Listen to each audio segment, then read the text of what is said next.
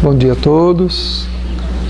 Estamos iniciando mais um momento de meditação, de reflexão, denominado de O Espírito em Foco, que é a nossa atividade do sábado de manhã, objetivando o nosso autoconhecimento, né?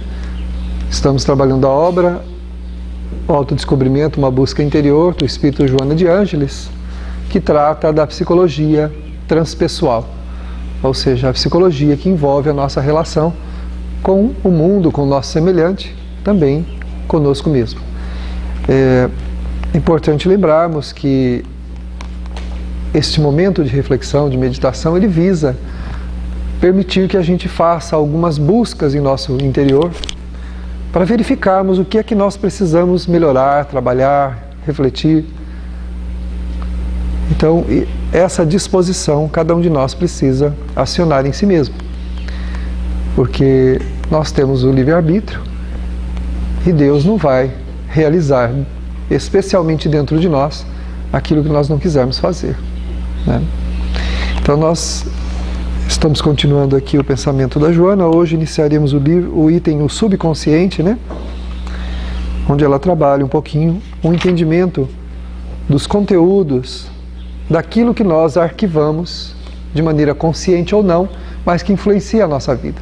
Então ela chama de subconsciente os arquivos mais próximos, aquilo que nós arquivamos há não tanto tempo assim, né? E ela chama aqui então de subconsciente. É o arquivo próximo das experiências, mas é automático. Se é um arquivo, ele é automático e ele age alterando, modificando e se vinculando à nossa personalidade. Então tudo o que nós guardamos, tudo aquilo que fica no nosso subconsciente, ele age na nossa vida, no nosso cotidiano, com ou sem a nossa percepção. Por isso é que nenhum fato da nossa vida deixa de ser importante. Tudo é importante. Nós temos muitas vezes o hábito de achar que as coisas não têm importância, a gente deixa passar, sem refletir, sem meditar, sem ver o peso que aquilo que nós vivenciamos naquele momento teve no nosso mundo emocional. Como eu reagi emocionalmente às coisas que eu vivi, ou às coisas que eu estou vivendo. Elas são importantes. Frustrações, decepções, mágoas, ressentimentos, intranquilidades, inaceitações, tudo aquilo que de alguma maneira eu vivencio e que o meu emocional participa, ou seja, o meu mundo das emoções participam, eles são guardados no meu subconsciente, porém, eles agem e ficam influenciando a minha vida como um todo. Eu sou influenciado por aquilo que eu arquivo. E não tem como não arquivar, porque toda a nossa vida perceptiva, ou percebida ou não, ela vai sendo armazenada no arquivo eterno, na memória mnemônica, ou a memória da alma. Vai sendo tudo ali guardado. E nós somos esse conteúdo, a gente é tudo isso. Nós somos o que nós conhecemos de nós, que é muito pouco, muito pouco. A gente conhece um fragmento do que nós somos e aquilo que nós não conhecemos. E nós sofremos hoje injunções muito mais daquilo que nós desconhecemos de nós do que daquilo que nós conhecemos. Tudo que nós já vivenciamos em nossas vidas passadas estão onde? Estão dentro de nós. Jesus disse, o reino de Deus está dentro de vós, mas o inferno também. Ou seja, se as experiências mal sucedidas que geraram amarguras, intranquilidades, a falta do perdão e tudo aquilo que deixou resíduo negativo ou positivo, influencia a nossa vida como um todo. Então nós agimos e reagimos como somos e não como queremos ser. A gente quer ser um monte de coisa, mas na hora que a vida nos leva aos desafios, aí a gente dá o que tem. Por isso que não pode esperar para ter paciência na hora que for testado na paciência, porque aí não vai ter. Aí você vai reagir como é e não como gostaria de ser. Ah, eu vou ser uma pessoa paciente sempre. Pois é, então treina a paciência. Porque no instante que você precisar dela, você só vai ter para dar o que estiver no seu conteúdo eterno. Proposta não é realização. Nós temos na vida muitos sonhos, mas a maioria deles nós não conseguimos concretizar. Não é? Tanta gente tem tantos sonhos materiais, que quer comprar isso, quer chegar lá, quer fazer isso, fazer aquilo, até mesmo com boa vontade, não tem capacidade. Às vezes a pessoa, eu queria estudar para isso, fazer aquilo. Quando vai fazer o confronto, o enfrentamento, não tem condições de fazer. E abandona. Não dá conta. Então, ou seja, esses sonhos fazem parte o quê? Das propostas existenciais, daquilo que a gente almeja, idealiza para a própria vida. Mas quais são aqueles? O que é em nossa vida que é realmente objetivo? Aquilo que a gente é e não aquilo que a gente gostaria de ser. Por isso que simplesmente fazer proposta de ser bom e não fazer nada para ser bom não vai adiantar muita coisa. A partir de amanhã eu vou ser uma pessoa boa, vou acordar, ou então vou orar bastante para que a hora que eu acordar amanhã eu acorde bom. Pois é, vai ficar na proposta. Porque Deus não tem uma varinha de condom para fazer assim, ó, tum, durante a noite, enquanto a gente está dormindo, e a gente acordar bom no outro dia. Porque se Ele tivesse que fazer isso, Ele não teria criado a gente imperfeito para evoluir. Teria criado perfeito. Aí a teoria, né, da teologia dos anjos que foram criados perfeitos para servir a Deus, nunca tendo sido corpóreos, né, nunca tendo passado pelas experiências, teria sentido. Mas ela não tem. Porque a doutrina espírita diz que fomos criados iguais, simples, ignorantes, para evoluir. Para que a gente conquiste a sabedoria de tudo às próprias custas. Então o espírito terá que se esforçar, elaborar-se, crescer às próprias custas. A pessoa que está do teu lado não pode fazer por você, ela pode te ajudar. A esposa, o marido, os filhos, o amigo, o irmão, pode ajudar, mas ele não pode fazer a sua parte. Porque se pudesse, não haveria problema no mundo, porque todas as mães teriam transformado os seus filhos em anjos. Qual é o desejo de uma mãe quando olha para o seu filho? Que ele seja o melhor, o mais bonito, né? Mais bonitinho, mais inteligente, né? O mais sábio, aquele que mais prosperaria, que não desse nenhum trabalhinho, né? Chegasse na adolescência e não desse trabalho nenhum, né? Certeza, né? Pois é. Não teríamos problema, que as mães transformariam seus filhos em anjos. E aí a humanidade era toda, como todo mundo é filho de alguém, não é? Aí nós seríamos anjos, mas não é assim. O espírito terá que fazer a sua caminhada às próprias custas, sozinho, embora acompanhado. Embora convivendo com milhões de almas no mesmo mundo, em outros mundos, nós teremos que fazer a nossa caminhada. Com ajuda, sim, mas teremos que caminhar, né? Então nós temos que prestar atenção na vida. O que eu estou vivenciando? O que está acontecendo comigo? Por que eu estou passando por essas experiências que eu estou passando? O que elas estão querendo me ensinar como espírito eterno que eu sou?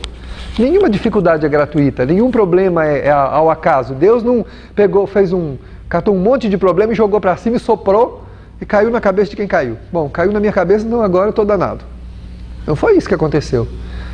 A nossa vida é uma herança que não é genética, mas uma herança espiritual. É uma herança espiritual que nós trazemos e temos que dar conta dela. Então, o subconsciente é, então, essas últimas experiências vivenciadas mais atuais que ficam guardadas em nós, mas que em conexão com o subconsciente, que é o ser eterno, de outra vida, de outra, em conexão, os dois influenciam a nossa vida presente, ditando quem somos e não o que a gente gostaria de ser. Por isso nós temos que prestar atenção na vida. Jesus falou, vigiai e orai, para não cair em tentação. Já falamos isso milhares de vezes, vou continuar falando porque eu falo para me convencer. É um trabalho que eu faço comigo mesmo. Vigiar e orar é para não cair em tentação. Mas não é na tentação que vem de fora, a tentação que vem de dentro de mim mesmo. Porque eu só estou exposto àquilo que eu tenho em mim, um correspondente. Né? Se alguém me oferecer terra para comer, eu não vou comer terra. Porque não existe nada em mim que diz que comer terra é prazeroso. Não há correspondente na minha natureza que comer terra é bom. Eu não vou comer terra, só se eu me enfiar para a goela abaixo. Mas eu comer não vou. E assim com todos os vícios, com todos os comportamentos. A gente só fica exposto àquilo que já tem agora. Se você adora chocolate e alguém chega, né, bota uma caixa de chocolate na frente e fala, e agora eu não consigo resistir. Mas não resiste por quê? Porque gosta de chocolate, porque adora chocolate.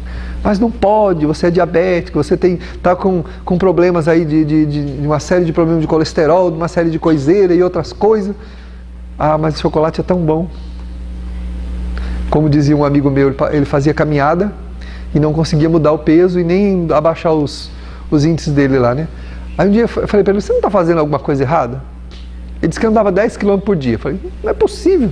Aí ele falou assim, eu gosto de comer chocolate. Eu falei, ah, você gosta de comer chocolate? Tá bom.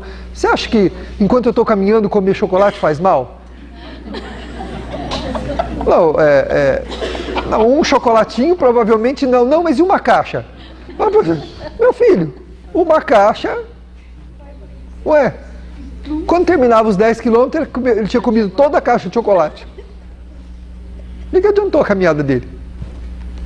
Ele comia uma caixa de chocolate enquanto caminhava 10 km. Então, não é? A tentação vem de fora? Não, vem de dentro. Eu tenho que verificar em mim o que é que me expõe aos problemas que eu encontro fora de mim. Ninguém me estimula a violência, ninguém me estimula a nenhum tipo de mal, a mentir, a roubar, a ser desonesto. Ninguém me estimula a isso. Porque os estímulos vêm de dentro, as ofertas vêm de fora. O mundo está referto de experiências que eu posso vivenciar ou não, dependendo da minha escolha. Por isso que eu tenho que trabalhar o que está por dentro, não o que está por fora. Vigia, Jesus falou, quer dizer, se coloca nas portas do teu coração vigilante e ora para pedir força para não sair, para aquilo não exteriorizar. Alguém te ofendeu, você tem vontade de responder, qual que é o melhor? Eu preciso estar vigilante. O que é melhor agora?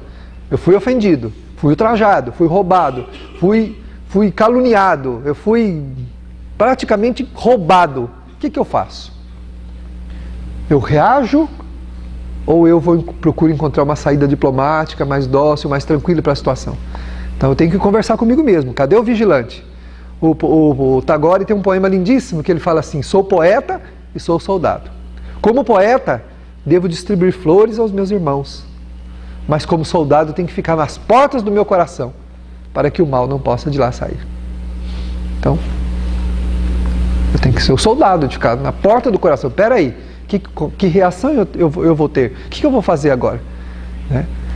Se nós usarmos isso para todas as situações da existência, nós estaremos atendendo ao convite de Jesus. Vigia e ora. É claro que vai ser muito difícil controlar, mas eu posso pedir forças. Aí eu oro e Deus me concede forças para não reagir, para não ofender, para não magoar. Porque quando eu ofendo a quem me ofendeu, eu me nivelo com ele. Não valho mais do que ele. Está lá no Evangelho. Jesus falou que quando a gente ofende o outro, se você só beija aquele que te beija, abraça aquele que te abraça, dá aquele que te dá, faz... Ele fala assim, o que fazeis de especial nisso? Os fariseus, os hipócritas, os gentios não fazem isso também? Mas se a sua justiça não for maior que a dos fariseus, dos escribas, você não vai entrar no reino dos céus. Que reino do céu é esse? Não, todo mundo pensa que é quando morrer, né? Mas é o reino que está dentro de nós. É um reino de paz, de harmonia. É viver em paz. O que é ir para o céu? Viver em paz. Viver em paz. Se você passa interiormente a viver em paz, você está no céu. Quando os problemas, eles se tornam para você desafios e não transtornos, você está no reino dos céus. Ninguém está falando que a existência na Terra é fácil, viu? Não estou dizendo que a gente vai encontrar um mar de rosas. Mas quando os problemas se transformam apenas em desafios, né, e não transtornos, então eu estou indo para o reino do céu. Agora, por enquanto, o que os problemas são para nós? Transtornos. Né? Transtornos. Nós ficamos transtornados quando somos ofendidos, quando somos magoados. Então nós precisamos prestar atenção como é que nós estamos vivendo, porque as últimas experiências que nós vamos vivenciando são as que mais influenciam as nossas ações. Se a gente reforça sempre o mal é sempre presente. Como que eu vou me livrar de um vício, de um comportamento, se eu continuo reforçando ele? Eu continuo agindo como eu não devo. Isso vai ficando guardado, em princípio, no meu subconsciente. Numa próxima encarnação, no meu inconsciente. Fica guardado na memória da alma. E eu continuo reagindo como sou, como disse há uns minutos atrás, e não como eu gostaria de ser. Então, os problemas, eles precisam ser para nós desafios. As pessoas, as situações que nós vivemos são desafios. Por que são desafios? Porque nós não temos grandeza ainda para lidar com eles. Porque para os espíritos venerandos, nem desafio é. São apenas fatos da vida. O que é um comportamento equivocado, um comportamento bom, um comportamento ruim? São fatos da vida. Páginas da vida que vão se virando numa sucessão contínua, eternamente, até a angelitude, quando o espírito passa a ser, então, co-criador com Deus. Ele ajuda Deus na criação, no universo todo, cuidando de mundos, cuidando de outros irmãos menores. Mas até a gente chegar lá, né, nós vamos escrevendo uma história. E essas histórias vão ficando no livro da vida. São páginas da vida. Para nós ainda, as experiências precisam se transformar em apenas desafios. Desafios a serem vencidos, com todo o esforço possível. Sem conquistar virtudes, não dá para transformar as nossas lutas em desafios. Elas continuam sendo transtornos. Transtornos. Muitas vezes deixam a gente amargurado por muitos anos. A gente passa por um problema e aquilo não vai embora. Eu me lembro hoje, me lembro amanhã, me lembro depois, e o tempo vai passando, aquilo não sai de mim, aquela coisa me transtorna, me tira a minha alegria. A gente envelhece por conta da mágoa. E ressentimento da ruga, viu? Da ruga que não tem remédio que resolva, não tem cosmético que consiga auxiliar. Ressentimento da ruga, mágoa. Mágoa da câncer. Ódio da doença degenerativa. Os sentimentos ruins, eles nos destroem, porque são descargas contínuas do nosso inconsciente sobre o nosso corpo. A alma agredindo constantemente o corpo por irradiar um padrão vibratório profundamente inferior, negativo. Quando eu guardo os sentimentos ruins, eles se arquivam onde? Na alma, no meu espírito, no meu ser eterno. E de onde sai, ou de onde flui as energias que me vitalizam como corpo, como ser humano físico? Do meu espírito. Não adianta tomar passe, 40 passes por dia. Vai de manhã, toma um passe, na hora do almoço outro passe, de tarde outro passe. Do outro dia toma passe. O passe restabelece as forças, mas não pode nos devolver a vitalidade. A vitalidade é uma característica do espírito. Vida vem da alma, do ser eterno, do ser pulsante. Ou seja, quando eu sinto, eu irradio para a minha fisiologia as vibrações que vão me auxiliar ou vão me destruir, vão me degenerar.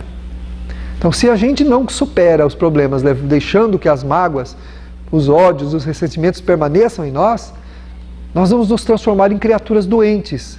E a curto, médio ou longo prazo, seremos destruídos pelos nossos próprios sentimentos. Fulano acabou com a minha vida. Quem acabou com a minha vida fui eu, que não soube lidar com o que o fulano fez. Esse foi o problema. Você viu o que você fez comigo? A pessoa fica doente por conta de um problema que vivenciou com o outro e fala o que o outro fez com ele. Não, ninguém faz nada conosco. Eu só faço comigo o que eu mesmo quero. Né? O mal tem a dimensão que eu dou a ele. Sou eu que dimensiono o mal que eu estou recebendo. E Jesus chega a falar que a gente é bem-aventurado quando é agredido, quando alguém fala mal da gente. Bem-aventurados sois quando mentirdes, quando vos caluniardes, quando fizer de toda sorte de mal contra vós por causa de mim. Chega a falar que a gente é bem-aventurado, né? Aí nós encontramos no Evangelho segundo o Espiritismo: feliz aquele que ama. Então, o correspondente, né, o contrário, né, ou melhor, o contrário quer dizer, aquele que não ama, não é feliz. Então só tem um jeito de ser feliz, é amando. E o amor consegue esquecer, consegue deixar para lá, consegue superar, consegue caminhar. Mas se a gente não treinar os nossos sentimentos, nós não vamos conquistá-los. E treinar o amor não é tentando amar aquele que a gente não gosta só. Isso não funciona só. Eu preciso conquistar sentimentos nobres que sejam a base do sentimento que eu quero construir. Eu preciso fazer a caridade, porque o amor ao próximo me ajuda a construir os sentimentos que vão sustentar a minha vida como um todo. Quando eu me preocupo com aquele que está doente, visitando, dando um pouco de atenção, quando eu dou comida àquele que tem fome, quando eu agasalho aquele que tem frio.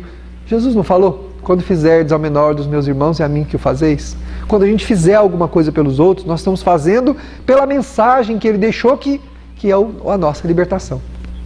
A mensagem dele tira a gente desse mal-estar que a gente vivencia na experiência de viver conosco mesmo. Porque a pior experiência para um ser humano não é viver como uma pessoa desagradável, é viver consigo mesmo de forma desagradável. Essa é a pior experiência que alguém pode ter. É o conceito ruim que a gente possa desenvolver pela gente mesmo. Eu não valho nada, eu sou uma porcaria, eu não tenho graça, nada para mim dá certo, eu sou uma coisa. Pois é, viver com um ser desse não é fácil. Viver com uma pessoa desagradável não tem problema, porque o problema é dela. Se a gente conseguir ignorar no bom sentido, né? Ou seja, não assimilar aquilo, entender que é um doente, que é alguém que está amargurado, que é amargo, que é azedo, que tem problemas consigo mesmo, se a gente conseguir entender isso, a gente não assimila e ainda até dá um jeitinho de ajudar. O que será que eu posso fazer para tornar melhor o dia dessa criatura azeda? Será que eu consigo colocar uma colherinha de açúcar no azedume dela? Vamos ver se eu consigo.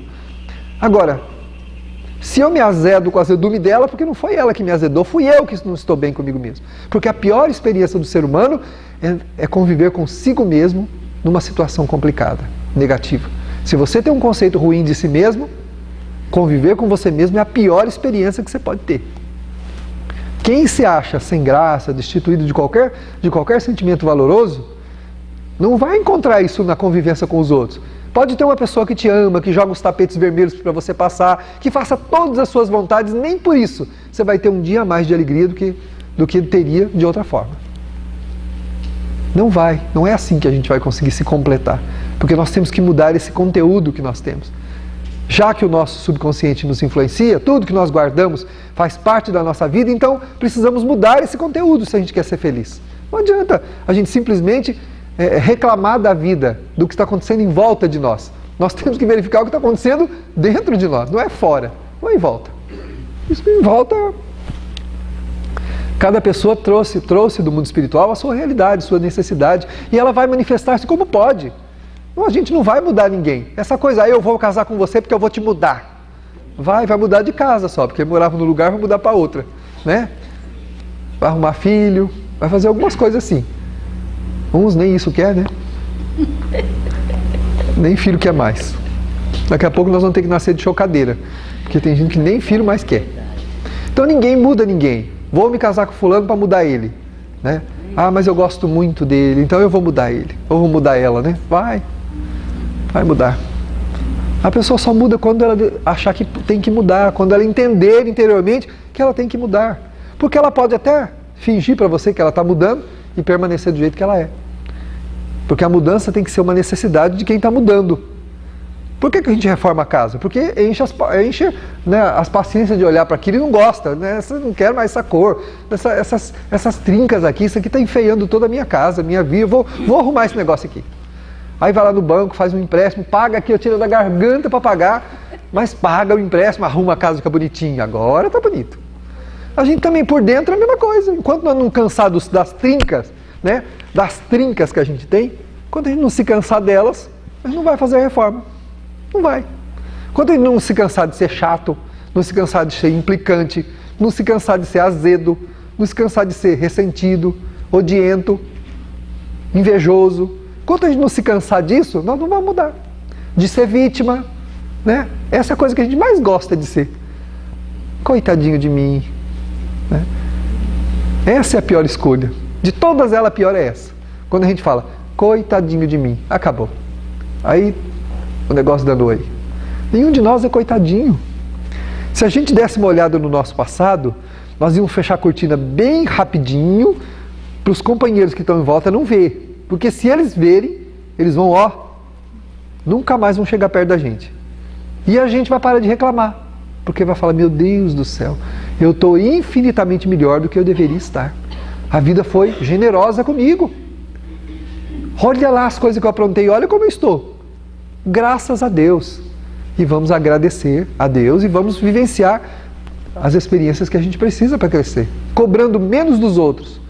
Né? Está no Evangelho. Sede indulgentes, sede benevolentes para com os próximos. E severo para convosco mesmo. Está lá no Evangelho segundo o Espiritismo. Nós temos que ser severo conosco, com os outros não. E esta severidade não é dureza também, viu? Não é determinação. Porque senão entra naquele conceito anterior que nós falamos, de você se achar uma porcaria. Não é isso. Identificar defeitos não é para a gente se achar uma droga, uma porcaria. Eu não valho nada, Deus sabe disso. Ele quer saber o que é que você quer fazer para mudar isso. Não é para só saber que a gente não vale nada, isso aí é grande coisa, né? Os outros já sabem disso há muito tempo. Quem convive com a gente já sabe exatamente como a gente é, com os nossos defeitos. Mas conhecer os defeitos é para a gente fazer uma proposta. O que eu posso fazer para mudar isso? E às vezes a gente vai ter que fazer renúncia, sacrifício. A mudança que nós temos que fazer, ela é sacrificial. Por que é sacrificial? Porque nós estamos condicionados de uma outra maneira. Nós temos que mudar esse condicionamento. Então, é sacrificial. Nós temos que mudar o nosso jeito de ser. E naturalmente, quando nós começarmos a fazer isso, a gente vai começar sem perceber a repetir as mesmas ações. Então tem que, opa, vou mudar. Opa, não posso fazer isso. Não devo, né? Poder pode. Tanto pode que faz. Não devo. Preciso mudar. E vigilantes, a gente vai com sacrifício alterando o nosso comportamento. Porque sacrifício para outras coisas a gente faz, né? Quando é uma coisa do nosso interesse, a gente faz todos os sacrifícios do mundo. Se quiser fazer um curso, por exemplo, né, que vai aperfeiçoar alguma coisa, que a gente vai dar um bom rendimento, né, para a gente numa profissão que a gente tem que fazer, a gente vai no banco, faz um empréstimo que vai ter que tirar, como diz o caipira, da goela. Não tem que enfiar a mão lá, não tem nenhuma, tem que arrancar as últimas moedinhas lá do fundo para pagar, vai ficar sem comprar roupa um ano, sem comprar sapato. Imagine mulher sem comprar sapato um ano. Que desespero. Eu tenho uma amiga que ela tem 240 pares de sapato.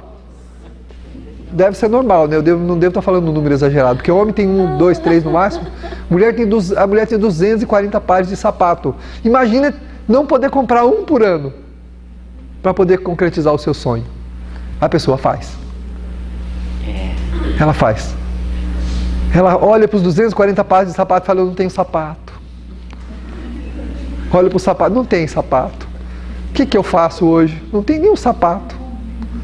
Tem 240, não tem nenhum, né? O Chico tinha 2 terninhos. E quando tentaram dar mais alguma coisa para ele, ele falou, não, meu filho, eu tenho um corpo só. O sapato só tem 2 pés. Então, eu tendo 2 pares, tá bom, porque quando um está descansando, estou usando o outro. Quando um está lavando, estou usando o outro. E era assim. Diz o Emmanuel, quem detém o que não precisa é um ladrão. Porque tudo que sobra para mim está faltando para alguém. Não é? Então, ou seja, se a gente faz sacrifício, aí a pessoa faz o sacrifício, ela não compra um par de sapato no ano inteiro. Porque aquilo que ela elegeu, que é o seu aperfeiçoamento na profissão é importante, porque ela vai ganhar muito dinheiro depois. Aí ela faz. Porque aí ela faz o quê? Sacrifício. Mas quando se trata das qualificações morais, nossa, a gente não tem esse mesmo empenho. Não tem esse mesmo empenho. Ah, eu não consigo, acho que não vai dar, não sei. Na economia da nossa vida, pesa muito mais a mudança, a aquisição de um valor, de uma virtude, do que a aquisição de um diploma. Vale muito mais para nós, que nós passássemos a vida inteira sem ter um diploma, mas conseguíssemos, segundo nos explica Emmanuel, adquirir uma virtude, já nos teria valido a encarnação. Passar uma vida toda e adquirir uma virtude, já nos tem valido a encarnação. Imagine só, uma virtude já valeu a encarnação. Isso quer dizer que nós não conseguimos adquirir uma virtude na vida inteira. Sabe o que a gente consegue numa vida? Com tudo que a gente faz? Criar predisposições para continuar melhorando, para daqui a algumas vidas a virtude se instalar verdadeiramente. Entenderam? Olha só o que a gente consegue. Adquirir disposições na alma para continuar fazendo isso em outras vidas, para que daqui a algum tempo a gente adquira a virtude. Por enquanto, são disposições que nós vamos instalando na alma. Ficamos disponíveis para aquela ação. Eu não entendi essa parte aí não. Nós não temos nenhuma.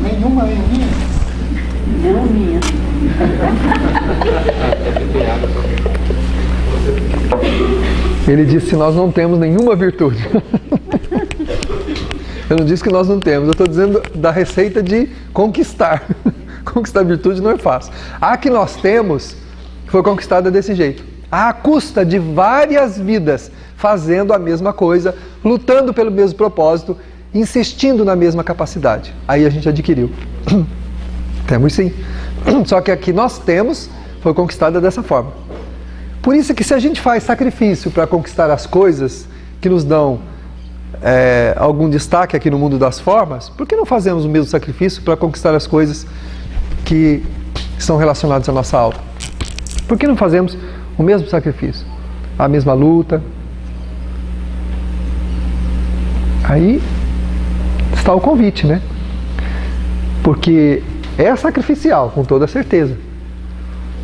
E a gente deixa de comprar roupa, comprar sapato, fazer isso, viajar, fazer aquilo. A gente deixa de fazer um monte de coisa para poder ir até onde a gente quer, materialmente falando. E espiritualmente nós não fazemos o mesmo esforço. Aí a gente fala, não consigo, não dá, não vai, não tenho tempo.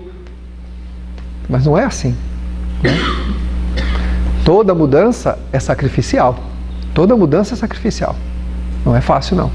Alterar o nosso jeito de viver, modificar a nossa forma de ver a vida, de sentir, de pensar, não é simples. Mas são essas mudanças que vão arquivando a título imediato coisas boas que vão nos ajudar nos enfrentamentos da personalidade ainda dura e inflexível que nós temos. Então, prestar atenção no que nós vivenciamos é muito importante. E cada ação, cada pensamento, cada sentimento, ele é muito importante, né? Então, pode falar. Você falou que quando a gente abre a cortina dos nossos antepassados, eles devem susto, depois festa e vergonha, tá? Se nós estamos sentindo vergonha, já é um bom sinal. Claro que é. É verdade? Porque já está, é sinal que estamos melhorando. Por isso que Deus não permite nem olhar, né? O véu do esquecimento não deixa a gente olhar para trás.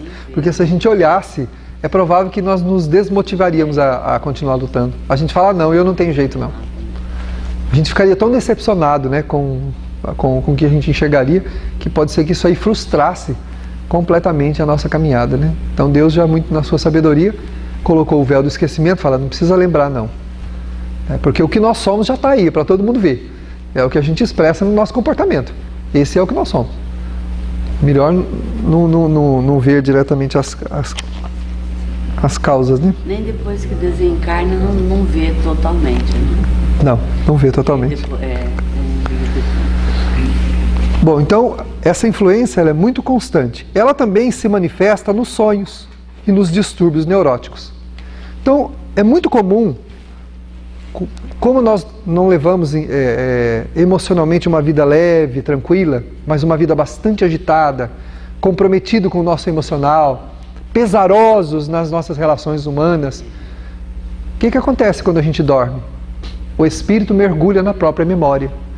Ele acessa os arquivos e fica tentando resolver agora, durante o sono, o que está acontecendo enquanto ele está na vigília.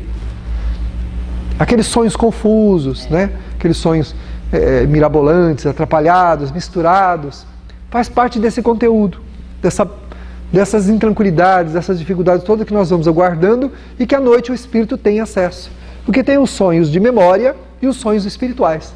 Que são os sonhos espirituais? Aqueles que a gente emancipa mesmo, vai embora, vai viajar para o mundo espiritual, vai ter contato com a nossa família, com pessoas queridas de outras vidas, amores nossos que estão reencarnados em outros países e outros lugares, ouvir os nossos benfeitores, encontrar afetos que já desencarnaram. Isso é os sonhos reais, são chamados de sonhos reais. Mas a maioria dos sonhos que nós empreendemos são sonhos de memória, que é aqueles que nós mergulhamos na própria memória, vasculhando e vivenciando os problemas do dia a dia, aquelas coisas que nós não conseguimos resolver, aqueles problemas que nós estamos enfrentando e que nós estamos profundamente assediados por eles, né? Pesarosos, angustiados. O espírito então, ao sair da fisiologia, ele faz o quê? Ele fica por ali, nas imediações do próprio corpo, vivenciando as experiências da sua própria memória, o que não é agradável, que está geralmente nesse inconsciente, no subconsciente, que é a memória, os arquivos mais recentes da nossa experiência reencarnatória. E é nesses arquivos mais recentes que nós encontramos as conexões com os arquivos inconscientes os mais profundos. Então precisamos alterar esse arquivo, o subconsciente. Mas como que nós alteramos os conteúdos? Com a nossa vida, com o nosso jeito de ser, prestando atenção na nossa maneira de viver, né? Porque transtornados, nós não conseguiremos caminhar, evolutivamente falando. Estaremos patinando no processo emocional, sofrendo as junções das coisas que vão nos atingindo todos os dias. Então, quando nós transformamos isso em desafios, aí sim, são desafios que eu preciso vencer. E fazendo esforços, a gente vai renovando os nossos níveis de consciência. Vamos renovando os níveis de consciência. Mas se nós não passarmos a perceber isso, a tornar a nossa vida lúcida, perceptiva e não inconsciente, como é que nós vamos mudar isso? Que a gente já vem fazendo isso há muito tempo, né? Nós já vimos arrastando de várias vidas um processo inconsciente de comportamento. Então a Joana fala que o subconsciente, então, são os arquivos mais próximos, as coisas que foram arquivadas há menos tempo, mas elas influenciam, até nos nossos sonhos, porque é quando a gente então começa a resolver as coisas enquanto está dormindo. Não tem coragem de falar o que quer falar para a pessoa quando ela está acordada, durante o sono briga com ela. Fala tudo que tem vontade. Aí fala, tá vendo? Eu encontrei ela e falei tudo o que eu queria. Você percebeu que a pessoa não reagiu? Você percebeu que ela não brigou com você? Só você que brigou com ela? Você sabe por quê? Porque ela não existe. Ela é um personagem que o seu subconsciente plasmou. Ela é uma ideoplastia, uma materialização da sua ideia. Por isso que ela não brigou com você. Foi um boneco que você criou bem pacífico para escutar tudo que você queria. Ou seja, continua neurótico do mesmo jeito. A neurose permanece. Não adianta brigar com as pessoas no sonho. Não vai funcionar, né? Raríssimas vezes nós estamos na presença da pessoa mesmo. Estamos com um personagem que nós criamos. Então são o quê? É o nosso subconsciente, nos arquivos negativos da nossa experiência emocional, tentando resolver o problema que na vigília ele não tem coragem de abordar, não tem coragem de confrontar, né? Não tem coragem de olhar. Como eu coloquei há instantes atrás, a pior experiência que nós podemos ter nessa vida não é a de viver com uma pessoa desagradável, mas é a de viver consigo mesmo de forma desagradável. Essa é a pior experiência que alguém pode ter. Porque os desagradáveis a gente pode contornar. Você pode deixar para lá, pode conversar, pode trocar uma ideia, pode até ajudar, como eu falei, colocar um açúcar no azedume do outro. Está tão azedo hoje, deixa eu ver se eu tenho uma colherinha de açúcar para colocar um pouquinho nele, que ele está muito azedo hoje. Mas não, você não se sente molestado, influenciado por ele. Agora, quando o negócio é com a gente mesmo, aí a coisa fica feia. Se o meu conceito, se o conceito que eu tenho de mim mesmo é um péssimo conceito, eu sou uma porcaria, eu não valho nada, eu só faço coisa errada, ou faço mesmo, né? E não tenho vontade de mudar, conviver com esse ser é terrível. E aí vem as fugas, né? A droga, a sexolatria, a mentira e outras coisas, a desonestidade, por aí vai. Onde nós desfocamos, né? Tentando compensar esse mal-estar que é a estadia dentro de si mesmo, consigo mesmo. Não tem jeito de deixar um bilhete, né? Fui, embora largar a gente para trás, né? Falei, pode ficar aí. Tem como você fazer isso? Deixar um bilhete para você mesmo e falar, fui. Tem gente que adora fazer isso para chantagear os outros, né? Quando mora com alguém, deixa um bilhete, fui. Deixa o outro doidinho, procurando, caçando ele, onde será que ele foi? Coitado, e sai atrás procurando. Faz isso com você mesmo. Deixa eu fazer isso comigo mesmo, se é possível. Não tem jeito, fui. Quem vai ler o bilhete? Sou eu mesmo. Eu deixo o bilhete, fui, chego lá, sento e leio. Fui para onde? Para lugar nenhum. Porque ninguém foge de si mesmo. A Joana de Anjos fala que se tem alguém que nós teremos que conviver junto pela eternidade, somos nós mesmos. Você aprenda a conviver com você mesmo, que você vai viver com você mesmo para a eternidade. Não tem para onde escapar. Um amor está conosco hoje, amanhã não está. Um afeto vem, o outro vai, mas a gente permanece. Permanece convivendo com o que se é, com aquilo que eu sou. Eu continuo convivendo com o que eu sou. E isso eu preciso alterar, senão eu não vou ser feliz, né? Isso é sacrificial. Por que é sacrificial? Porque exige uma série de sentimentos. Renúncia, né? Renunciar, silenciar. Fazer o bem para poder ganhar sentimentos nobres. É sacrificial. Você olha para os 240 pares de sapato e não tem sapato para vestir hoje.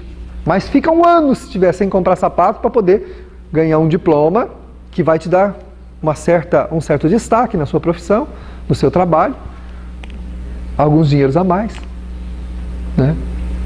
Mas não consegue ficar 1 hora, 1 minuto sem responder a um ultraje que o outro te faz.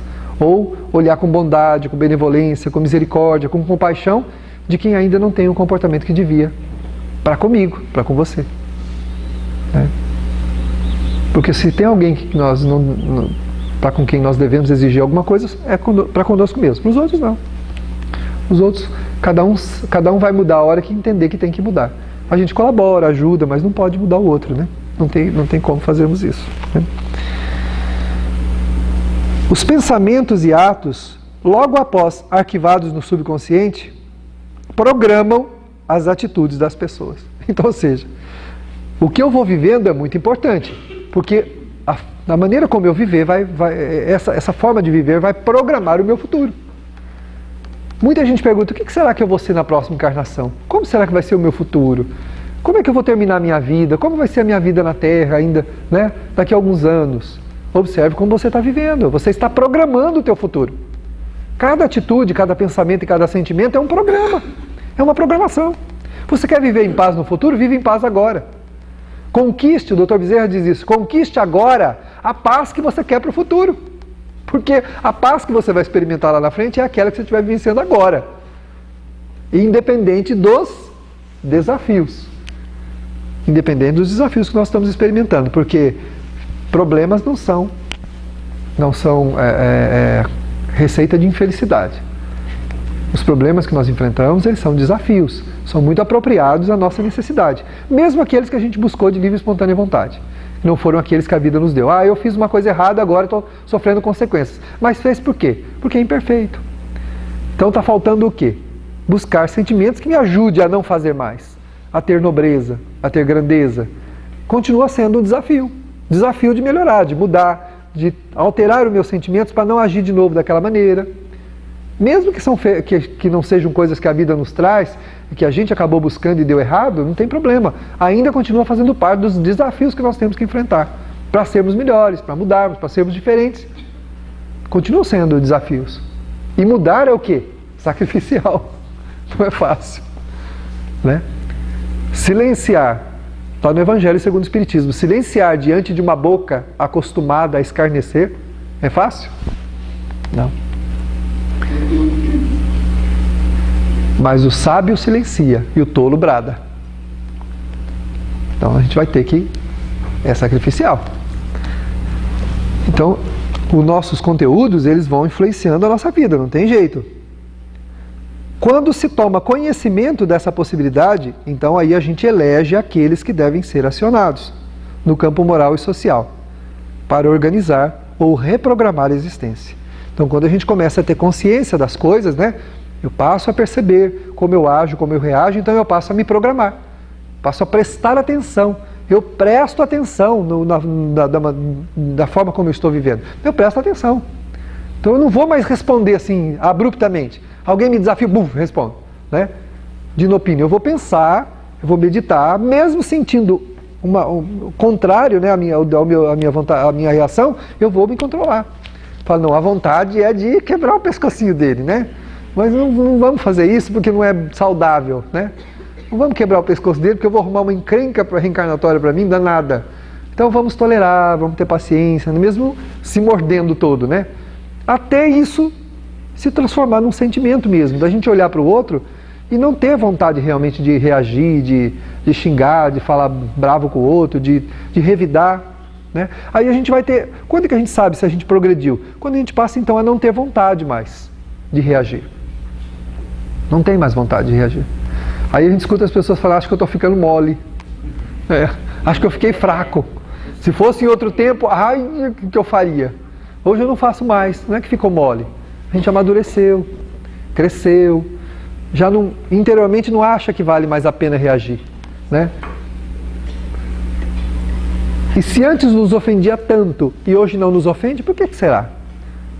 Então, se essa experiência é possível, ela é possível também para todas as áreas do nosso comportamento. Se aquela experiênciazinha onde a gente fala que se fosse em outro tempo a gente teria agido diferente, se ela foi possível, é possível em todas as áreas. Progredir é possível, melhorar é possível.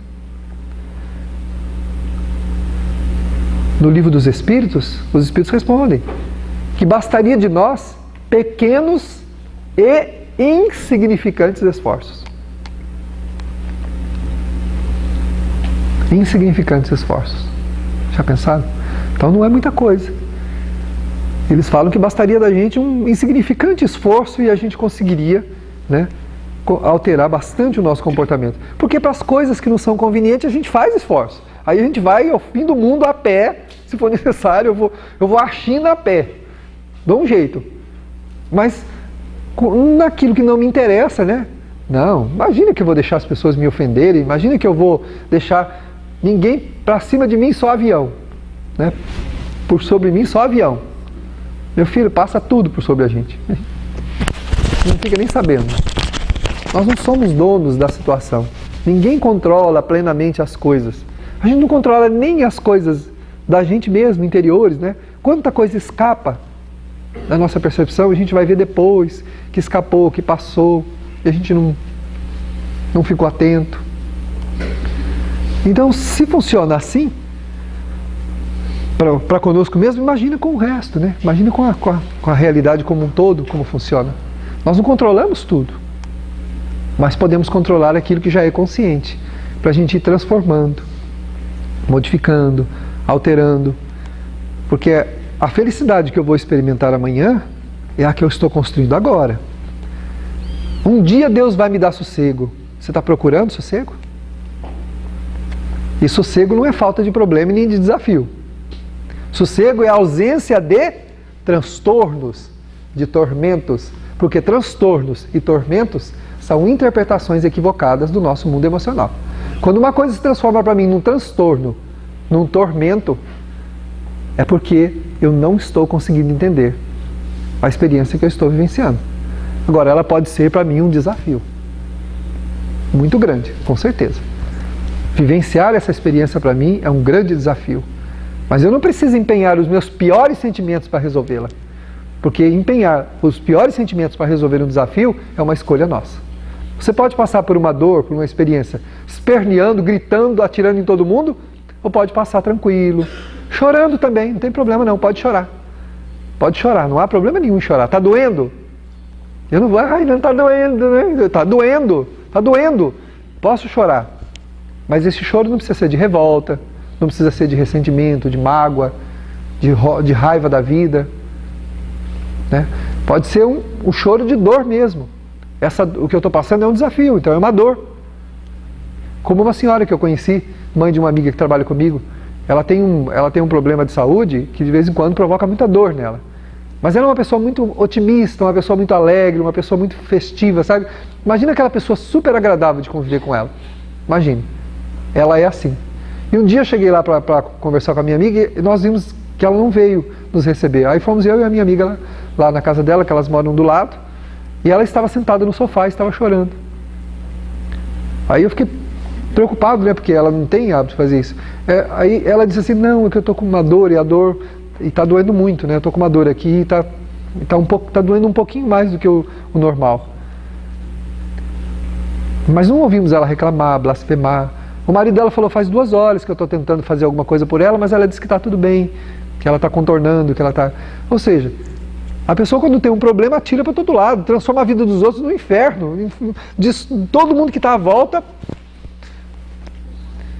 Isso não é passar... isso realmente, o problema da pessoa se transformou o quê? Num transtorno, num tormento. Quanto que ele pode ser um desafio. Vencer a minha dor pode ser um desafio. Ou pode ser um tormento, dependendo da ótica que eu enxergue. E se a gente empenhar todos os esforços possíveis para resolver aquilo e tiver um desfecho contrário ao nosso entendimento e à nossa vontade, é porque não podia ser diferente daquilo. Porque quando a gente empenhou todo o esforço e fez a nossa parte, a outra parte não é conosco, é com Deus, é com a vida. Pode ser que aquela experiência seja para mim o quê? Uma prova existencial. Ou uma expiação. Se eu fiz tudo o que eu podia e o resultado é outro, não dependeu de mim fazer mais nada, então só me resta resignar, compreender que aquela experiência é uma experiência que eu precisava passar. Não tinha como ser de outra maneira. Empenhar-se é um dever. Aceitar é uma obrigação moral.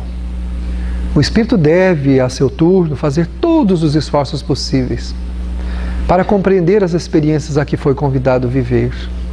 A vida é uma intensa lavoura, fértil, onde Deus oferece as sementes para serem semeadas. Não te iludas de que na tua plantação não haverá ervas daninhas. O joio vai misturar-se ao teu trigo, porque não somos almas perfeitas e temos muito joio em nossas plantações. Mas o terreno de Deus, que é o terreno da alma, é sempre bom. Nós é que semeamos as intranquilidades, as aflições e as dores que hoje experimentamos. Mas Ele, como bom, amoroso Senhor das terras, nos oferece os herbicidas, as ferramentas apropriadas, para que cuidadosamente possamos ir erradicando o mal, para que o bem permaneça ou floresça. Nesta plantação, lancemos as sementes da árvore da vida, para que ela cresça, perfume com suas flores a vida daqueles que à sua volta conviver, mas que ela dê os frutos que possam saciar a fome de amor, de ternura, de compaixão que cada criatura humana precisa ter. Transformemo-nos em uma boa planta nas terras de Deus. Cuidemos, pois, de nos mantermos íntegros para que a verdadeira moral, a moral ensinada por Jesus Cristo, seja o ditame do nosso viver. Que Ele nos abençoe, nos conceda nesta manhã a sua paz. Graças a Deus.